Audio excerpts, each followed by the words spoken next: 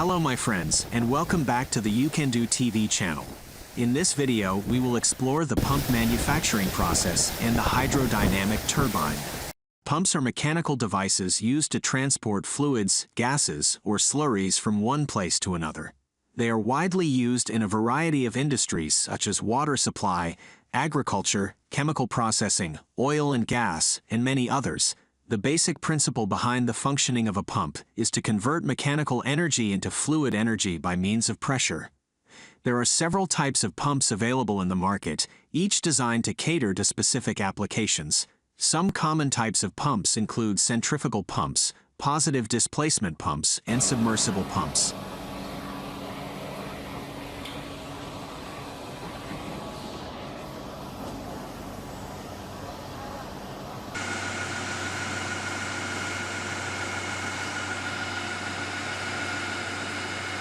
Centrifugal pumps are the most common type of pump used in various applications.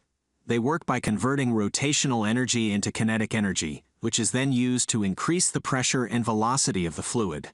Positive displacement pumps, on the other hand, work by trapping a fixed amount of fluid and then forcing it through the system by means of a series of moving parts. Pumps find a variety of applications in different industries. In the water supply industry, pumps are used to draw water from wells, rivers, and lakes and distribute it to households and industries. In agriculture, pumps are used to irrigate crops and transport water for livestock. In the chemical industry, pumps are used to transport chemicals and other hazardous fluids from one location to another.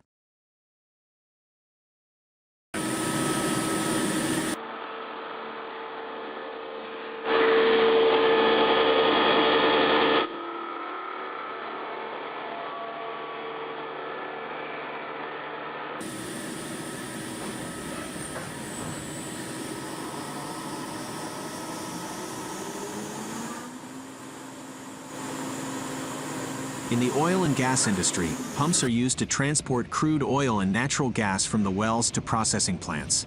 They are also used to transport refined products such as gasoline, diesel, and jet fuel to distribution centers and gas stations.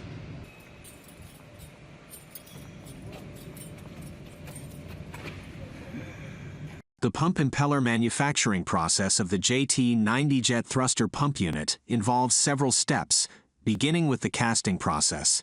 The first step is to create an impeller core using a special material that is designed to withstand the extreme temperatures and pressures involved in the casting process. The impeller core is used to create a pattern that will be used to create the final impeller.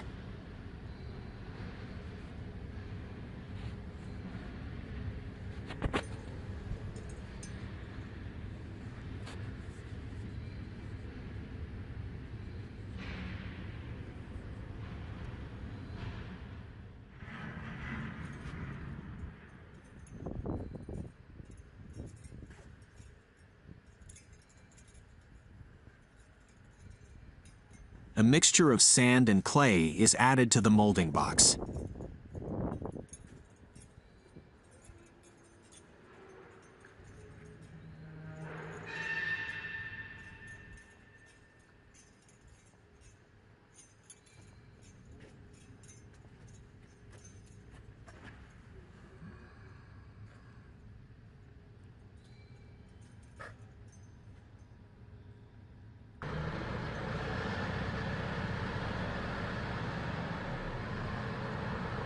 The impeller core cavities are visible in the compressed sand, and this helps to ensure that the final product will have the correct shape and size.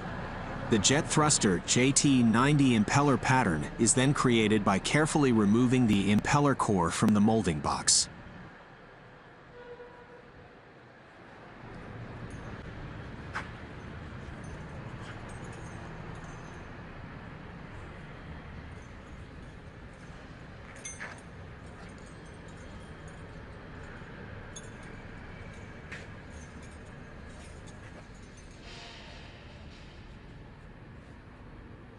Next, the molding box parts are joined together to create a two-part molding box.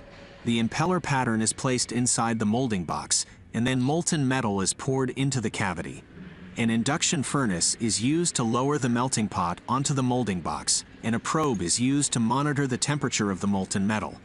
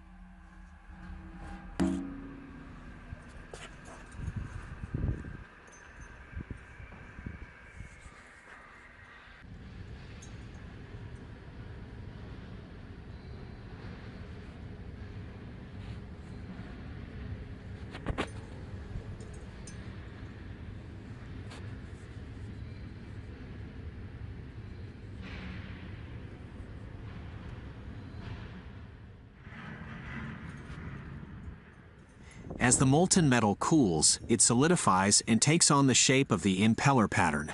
The gating system is used to direct the flow of molten metal into the cavity, ensuring that the final product has the correct shape and dimensions.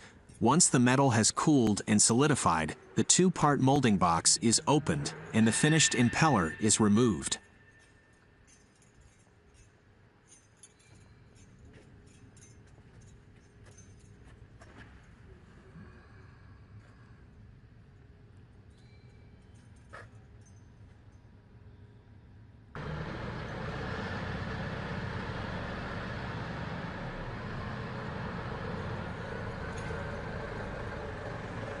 After the impeller is cast and inspected, the next step in the manufacturing process is machining. The impeller is machined to remove any excess material and to ensure that the impeller is the correct size and shape. This process involves using precision tools and machinery to achieve the required tolerances.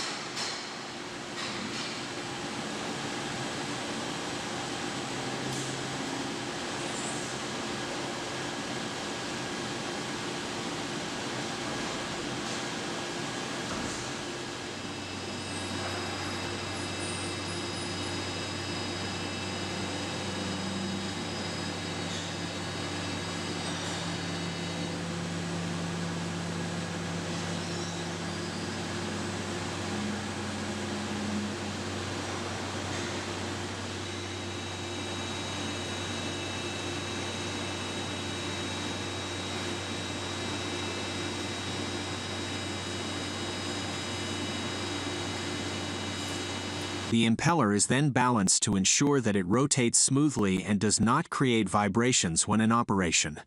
This process involves mounting the impeller onto a balancing machine, which measures the balance of the impeller and identifies any areas that need to be adjusted. The impeller is then adjusted by removing or adding weight until it is properly balanced. Once the impeller is machined and balanced, it is ready for assembly. The impeller is typically installed into a pump housing along with other components, such as bearings, seals, and shafts. These components are assembled according to precise specifications to ensure that the pump operates correctly. After assembly, the pump is tested to ensure that it meets the required performance specifications. This testing typically involves running the pump under various operating conditions and measuring its performance, such as flow rate and pressure. Any issues identified during testing are addressed and corrected before the pump is approved for use. Flowserve is a global leader in the design, manufacture, and supply of fluid motion and control solutions. It is equipped with the latest manufacturing technologies, including advanced CNC machinery, robotic welding and assembly, and advanced testing and quality control systems. The Flowserve assembled one of the largest vertical circulating pumps in its history. Destined for one of the largest supercritical power plants in Southeast Asia, This vertical mixed flow pump features a 2.7 meters, 106 in diameter column and is 21.5 meters, 70.5 feet long. It is rated for flows up to 66,000 cubic meters per hour, 290,585 GPM. At run-out flow, it can fill an Olympic-sized swimming pool in less than 3 minutes. Assembly of 71 APM VCT vertical circulating water pump. Assembling the outer column and suction bell is the first step. The outer column, which has a diameter of 2.7 meters, 106 in, and a length of 21.5 meters, 70.5 feet, is lifted into place using a crane. The suction bell is then attached to the bottom of the outer column. This bell provides a smooth transition for the water as it enters the pump. The next step is to install the pumping element and diffuser bearing. This component is responsible for increasing the pressure of the water as it passes through the pump.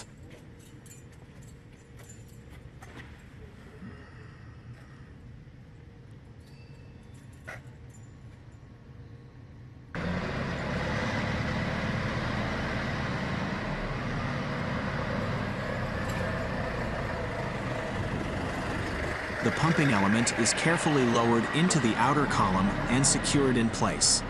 The diffuser bearing, which helps to support the weight of the pumping element, is also installed. The shaft coupling is then attached to the pumping element. The inner column is then installed inside the outer column. This column provides support for the pumping element and helps to guide the water as it passes through the pump. The inner column is carefully lowered into the outer column and secured in place.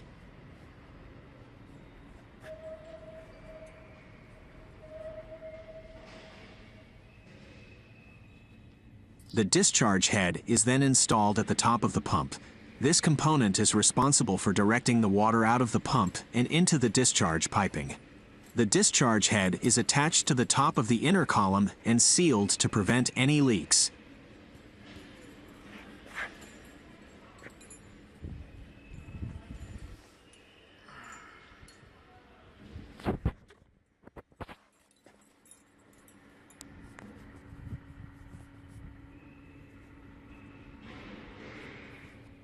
The pump is then connected to a test loop, which allows it to be tested under different operating conditions. This is an important step in ensuring that the pump is functioning correctly and can meet its design specifications.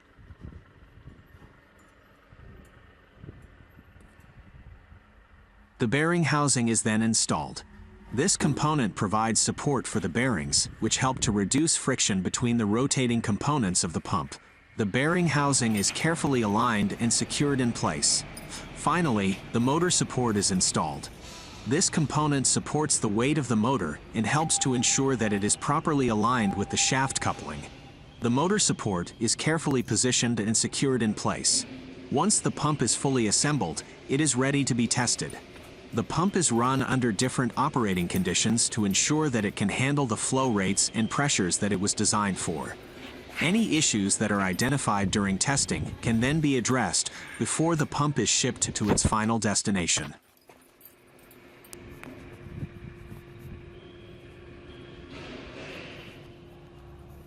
Andratz Hydro, a leading supplier of electromechanical equipment and services for hydropower stations, has successfully refurbished the world's most powerful single-phase hydropower motor generators at the pump storage plant Langenpreselten in Germany.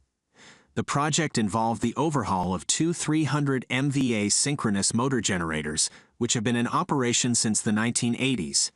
The scope of the refurbishment included the replacement of critical components, such as the rotor and stator, and the installation of modern automation and control systems.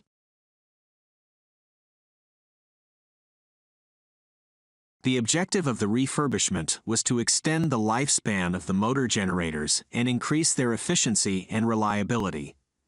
The upgraded generators are expected to provide a higher power output and require less maintenance, resulting in lower operating costs and improved performance. The refurbishment phase included the replacement of the critical components, such as the rotor and stator, with new components that are designed for higher efficiency and performance. The refurbished components were then installed in the motor generators, and modern automation and control systems were installed to improve the efficiency and reliability of the generators.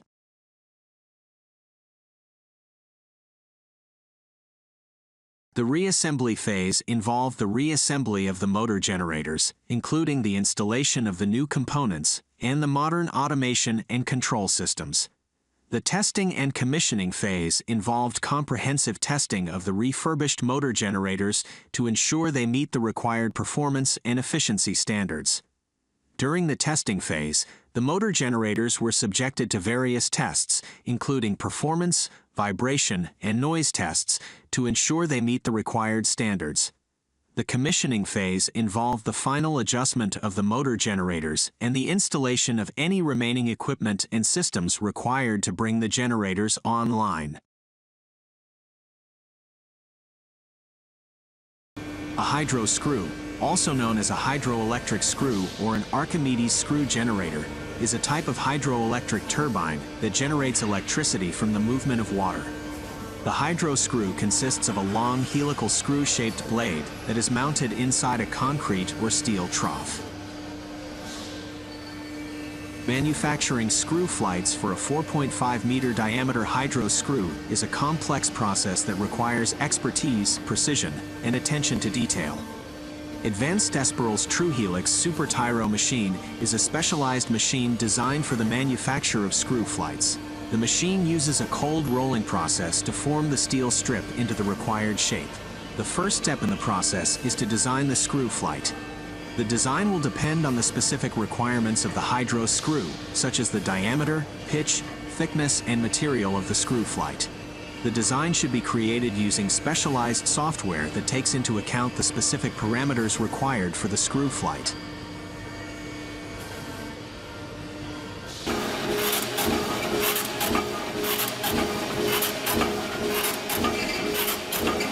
Once the design is complete, the raw material can be prepared. The material used for the manufacture of the screw flight is typically a flat steel plate. The plate needs to be cut into strips of the required width and length. The strip is then fed into the TrueHelix Super Tyro machine. The TrueHelix Super Tyro machine is a specialized machine that is designed to form the steel strip into the shape of the screw flight. The machine uses a cold rolling process to form the steel strip into the required shape. The machine is set up according to the specifications of the screw flight design. This includes setting the diameter, pitch, and thickness of the screw flight.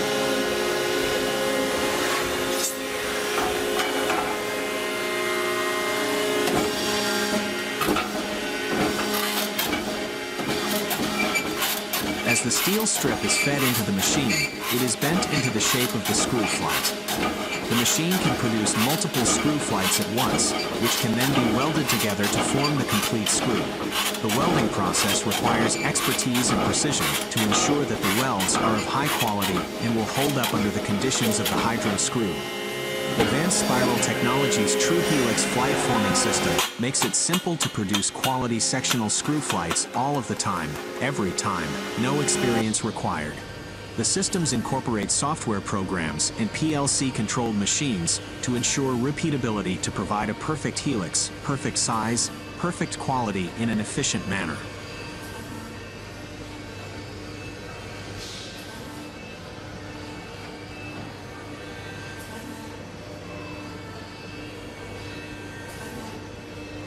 Once the screw flights are welded together, the screw can be finished according to the specific requirements of the hydro screw. This may include adding a shaft or other components. The finished screw needs to be inspected to ensure that it meets the required specifications. This may include checking the dimensions, pitch, and thickness of the screw flight, as well as the quality of the welds. When welding screw flights together, there are several important notes to keep in mind to ensure the quality and strength of the welds. Firstly, it is important to use the correct welding technique and equipment. Welding should be performed by a skilled and experienced welder using a welding process that is suitable for the type of material being used. The welding equipment should be well maintained and calibrated to ensure optimal performance.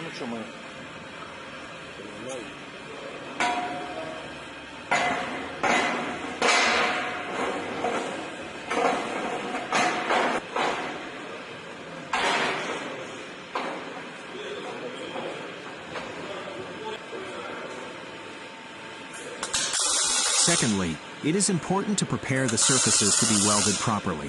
The surfaces should be clean, dry, and free of any contaminants such as rust, dirt, or oil. Any surface imperfections or defects should be removed or repaired prior to welding. Thirdly, the welds should be made in accordance with the appropriate welding specifications and procedures.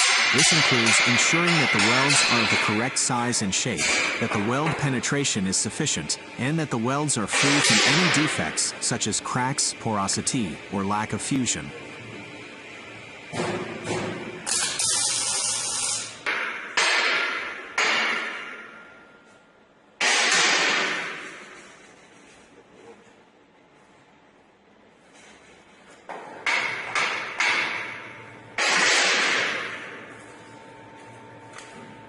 Fourthly, the heat input during welding should be carefully controlled. Excessive heat can cause distortion or warping of the screw flights, which can affect the performance of the hydro screw. It is important to monitor the temperature during welding and to ensure that the heat input is within the recommended range. Finally, the welded joints should be inspected to ensure that they meet the required quality standards.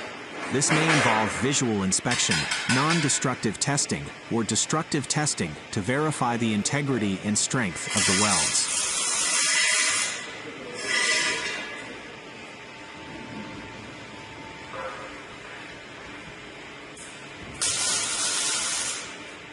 At the Utah Water Research Lab, engineers are testing a water-powered turbine that follows the model of Archimedes screw. Developed by Percheron Power in Washington, this unique hydrodynamic turbine has been installed in hundreds of European locations, but only one so far in the U.S.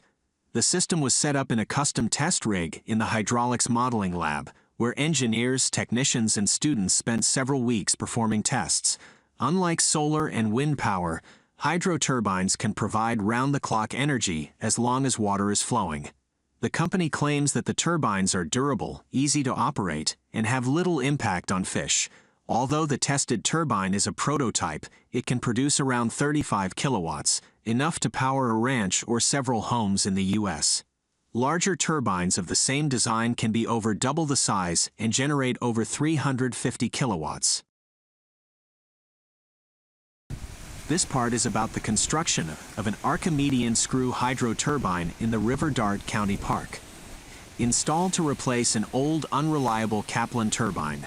The first step in the construction process is to select a suitable location for the turbine. The location should have a reliable source of water flow, such as a river or stream, and should be easily accessible for maintenance and repair. Once a suitable location has been selected, the next step is to design and construct the turbine itself. This involves building a large concrete structure that houses the Archimedean screw and other components of the turbine, such as the generator and control systems.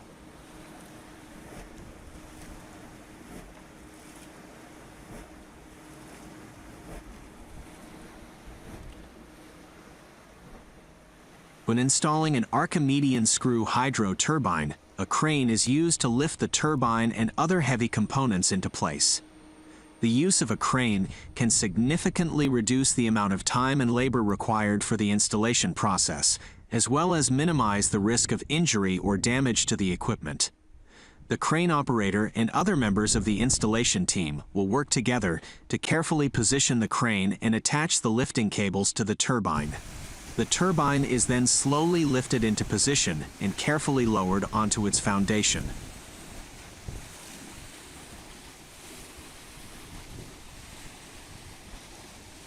During the lifting process, it is important to monitor the turbine and other components closely to ensure that they are not damaged or improperly aligned. Once the turbine is fully constructed, it is connected to the electrical grid and tested to ensure that it is functioning properly. Any necessary adjustments or repairs are made before the turbine is put into service. A hydrodynamic screw microhydroelectric plant is a type of renewable energy resource that uses a hydrodynamic screw turbine to generate electricity. The system consists of a screw-shaped turbine with a diameter of 3.2 meters, which is installed at a height of 1.83 meters. The maximum flow rate that the turbine can handle is 4 cubic meters per second. The hydrodynamic screw turbine works by utilizing the flow of water to rotate the screw, which in turn drives a generator to produce electricity. The generator used in this micro-hydroelectric plant is a permanent magnet generator that is controlled by a frequency converter. The frequency converter allows for variable revolutions based on the flow rate, which ensures a constant upstream level.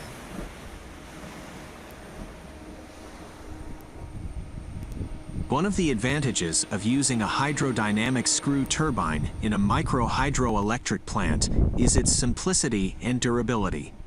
The turbine has few moving parts and is designed to withstand the harsh conditions of water flow, making it a reliable source of renewable energy.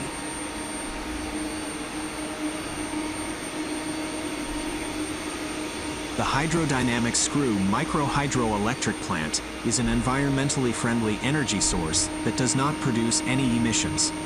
It is an ideal solution for rural areas that are not connected to the grid, as it can provide a reliable source of electricity for households and small businesses.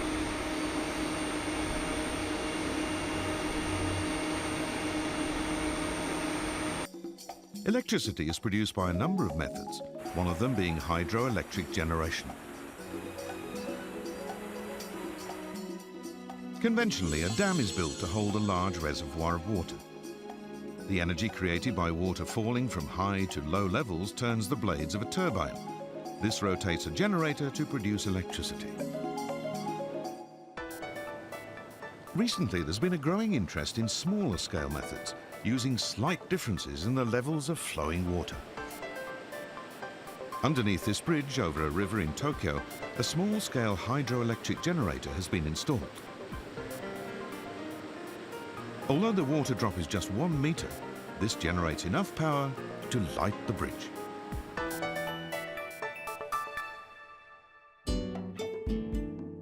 Ena is a city in Gifu in central Japan. Masaya Sumino, an engineer at a metalworking factory here, has developed a revolutionary water power generator that's gaining international attention. This is Sumino's ultra-small water power generator. A 1 meter by 28 centimeter casing encloses the spiral blades of the turbine.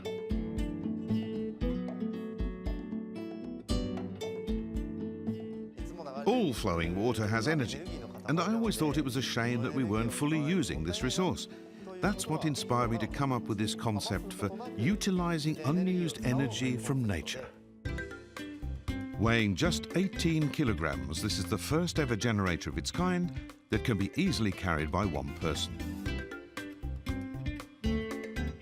It's already being used in roadside irrigation channels to power streetlights and for electrifying fences to protect farmland.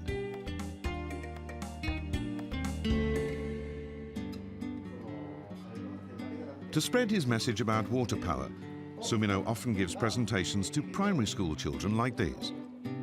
Today, he'll show them how to generate electricity from a small river in their school grounds.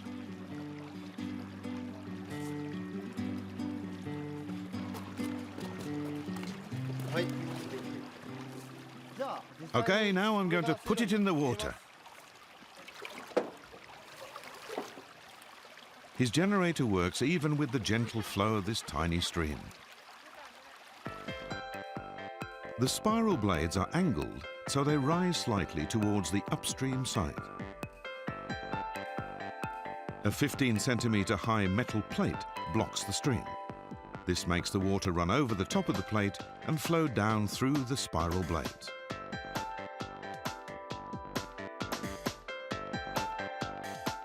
The force of the water on the blades turns the turbine to generate electricity. This concept works anywhere there's flowing water, even if it's very shallow.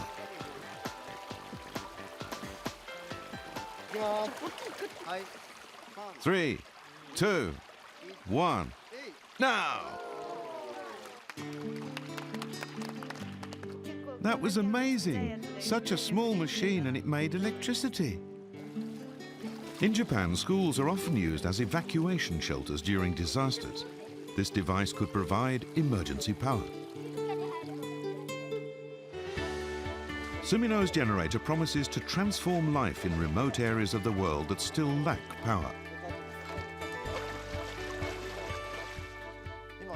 There are many places where individuals or whole areas have no access to electricity. If we can provide them with the means to make their own power, they'll be able to change their lives. That's my hope.